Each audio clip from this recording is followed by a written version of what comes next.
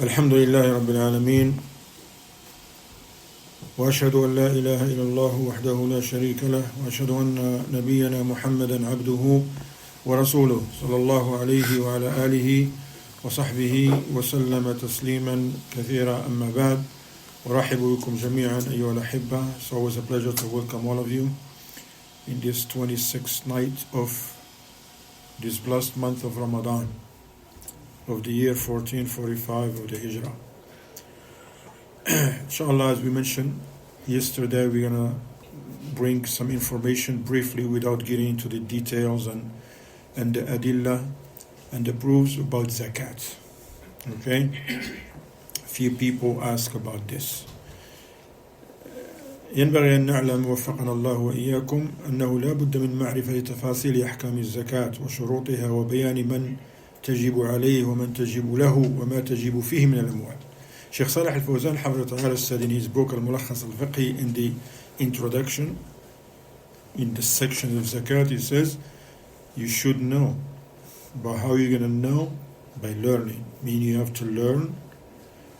All of us, he says, is a must to learn the details about zakat, the rulings of zakat, what is the conditions, who are the people that it's obligatory upon them to give the zakat, because paying zakat is not an option, it's not a donation, it's an obligation. Likewise, who are the people who deserve the zakat? You can't give zakat to anyone. And likewise, what are the wealth? Not all wealth you have to pay the zakat. Okay? فالزكاة أحد أركان الإسلام ومبانيه العظام كما جاء في الكتاب والسنة. So you should know that zakat that we're talking about is one of the pillars of Islam, one of the great pillars of Islam. It's the third pillar after الشهادتين and the salat. وقد قرنها الله تعالى بالصلاة في كتابه في 82 موضعا مما يدل على عظم شأنها. The Shaykh says Allah subhanahu wa ta'ala has coupled, meaning mentioned in many verses, zakat with salat. That shows how important the zakat is, just like as the salat is. In 82 verses, in 82 ayats, verses, Allah subhanahu wa ta'ala mentioned salat and zakat together. That shows the importance of zakat. Those who they are eligible to give the zakat, you should give it with a cheerful heart.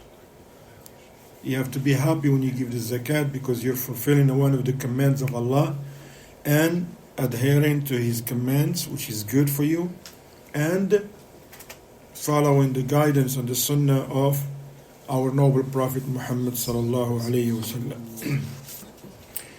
Of course, when we talk about the zakat is due not just in money and gold and silver. It's due in animals, it's due in crops, it's due in honey, due in urud al-tijara, which is commodities, those people who have grocery stores or have clothing departments or they have car dealers or whatever they sell.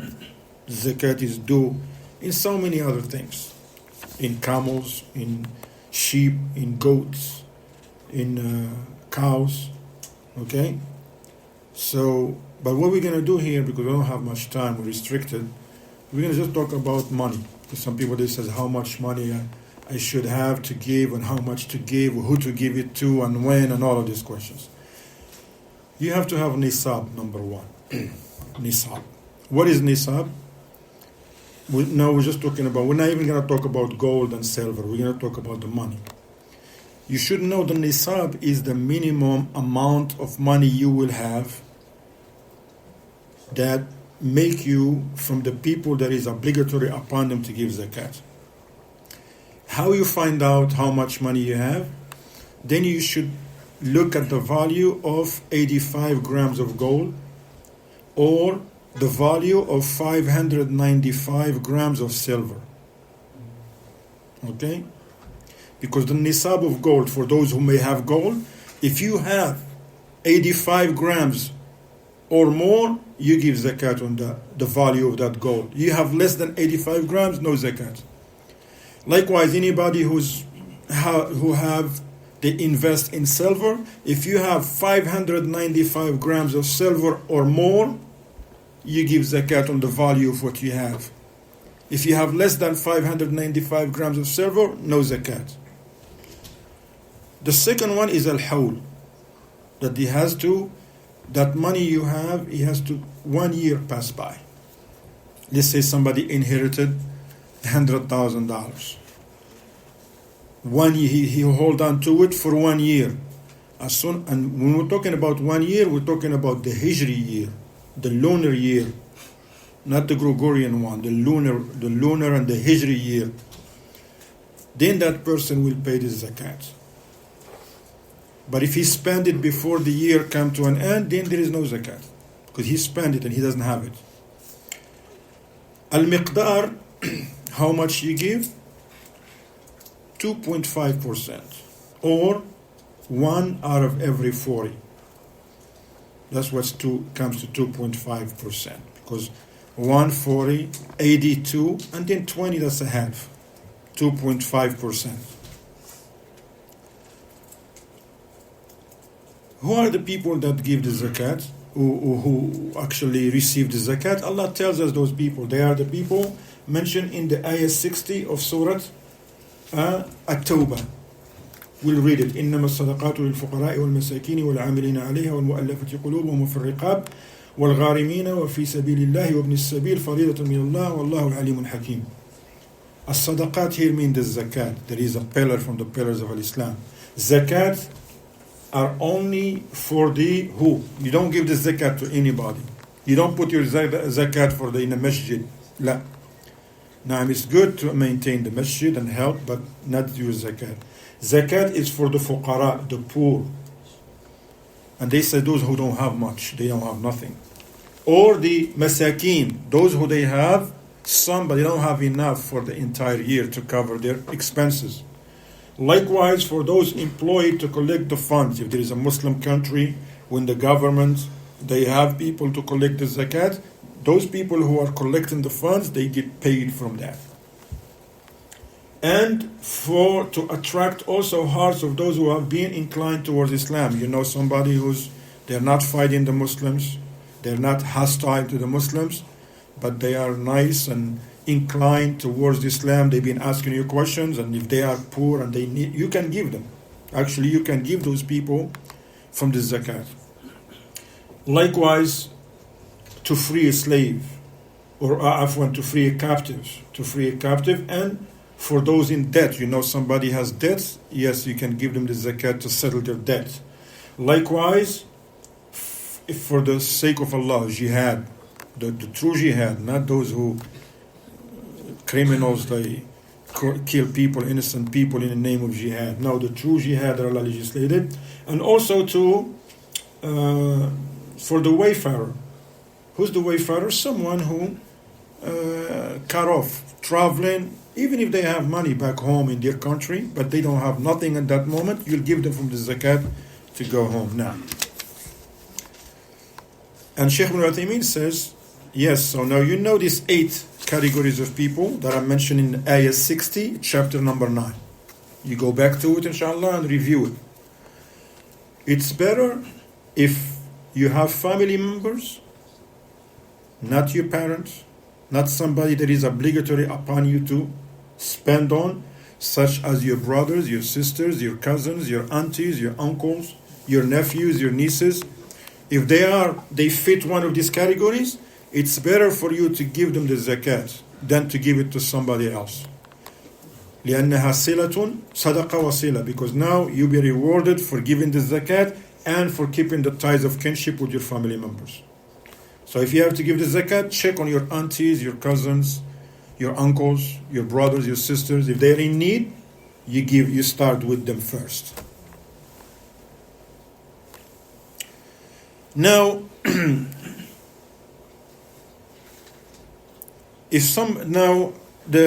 we mentioned if those people who have money, how much if I ask a question quickly, we don't have much time.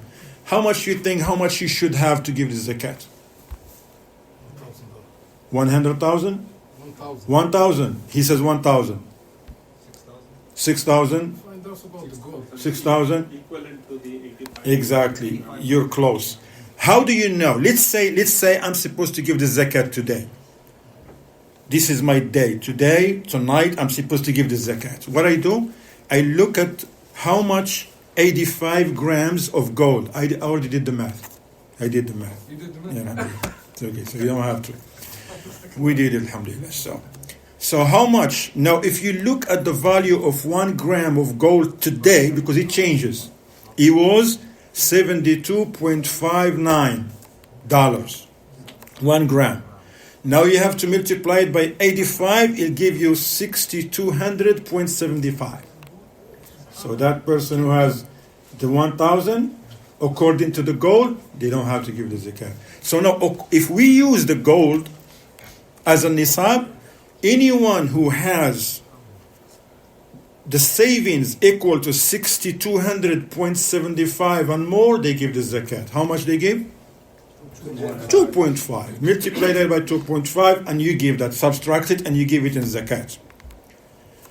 The gold now, the silver. What was the nisab of silver? We mentioned that. How much? 595 grams. Somebody knows how much 1 gram of silver? 0.87 for 1 gram. You multiply it by 595, it comes to 517.65. 517.65. And by the way, Abdul Wahid was also right. Because some of the ulama, they just tell you use the gold as a nisab. Other ulama, they says, look, because there is a big difference between these two. Look at the nisab of gold is 6,200.75. The nisab of silver, how much is that? 517.65 today. It's a big difference. So some of the ulama, they mention, if you use the gold, it's okay. But if you choose to use the lesser of that, because if we use only the gold, everybody who has less than 6,200, what happened? They don't give no zakat. You know how many people are between 517 and 62? A lot of people. Those who have $1,000, $1,500, $2,000, $3,000, $5,000. So some of the ulama in their fatwa, they says choose the lesser of them because that's better for the poor and the needy. Let's say I have $5,000. Let's say. Or 6,000. How much I should give?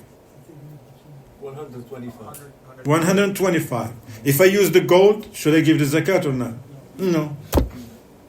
No. But if I choose to use actually the nisab of silver, now I'm going to give that $125 to somebody who he's going to appreciate it. Okay? If you use the silver, still the amount is small. Huh? The amount is small, it's only 2.5%. Yeah. No. Yeah. That's the point, right? 2.5%, that's good for you. How much they tax the people in America and Europe and Sweden and Germany and Australia? How much? 40%. Taxes. And they are not even going to the poor and the needy. Not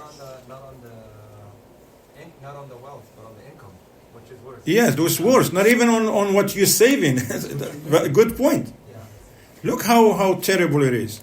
They tax you 40%, 30%, 25%, not on your savings, on your income, every paycheck.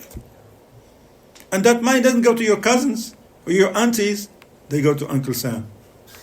Who's Uncle Sam? I don't know. What they gonna do with it? Allahul Musta'an. Zakat, ya ikhwan, is very good. If you give the zakat, sometimes you don't even have to pay no taxes. Some people, they don't give the zakat, and then the IRS come after them. Give zakat, ya akhi, and give a lot of charities. Help the masajid, help the needy and the poor. We still have 4 minutes. We may stretch it to 5. Oh, no, hold on. So now we're good, right? We're good until now? طيب. Now, Shaykh ibn Uthaymeen, he says, what about those people who they don't have $100,000 or $1 million sitting? They just have paycheck to another paycheck. Somebody who's a doctor, engineer, Uber driver, whatever it is, taxi driver, truck driver, a teacher. But they have money, the salary. They save it. One month they save $300. The next month $700. Car breakdown, they spend $500. But they are saving. But they don't have. How you do it? The Sheikh, he says, look, if we tell those people you need to give zakat for every month. Like this month, for example, you see how much you save, 500, wait until the next year and give zakat. He said, that's too much. So that's why it was easy for the people, choose 1 month. The first month, remember the month when you start working? If it's Muharram or Ramadan or Shawwal, then you give the zakat in that month. When that month comes, okay, let's say we say the first of Ramadan. Whenever that first Ramadan comes, you see how much saving you have. If you do have savings. Even if some saving, they just come from the last paycheck 2 days ago. You include them. And you include any checks, travel checks. What other thing? Cash and what else? Zelle, yeah. Ahsant. Zelle. Not just cash in your pocket. In your pocket, in your shoebox, under the bed, whatever. You know, some people are creative when they put the cash in. Some people, they keep putting the cash, they forget what it is. And they start blaming somebody else. Cash App, Zelle, PayPal, whatever. All this your money. You gather it all to... Stocks. Huh? Stocks. That's for another day. Okay? We're running out of time. So all the money you have, then you pay 2.5% together. You put them together. Another thing the Sheikh mentioned, he says, some people, they would love to give zakat in Ramadan. Right or wrong? He said, but it's not permissible to delay the zakat. Let's say somebody should give the zakat in Rabi' al-Awwal. How many months between Rabi' al-Awwal and Ramadan? We have Rabi' al-Awwal, Rabi' al-Thani, Jumad al-Ula, Jumad al-Akhir, Rajab, Sha'ban. 6 months. You cannot delay the zakat. The Shaykh says, it's like someone who's going to delay Salat al-Fajr until Dhuhr or Asr time. Can he do that? He can't do that, so you don't delay the zakat.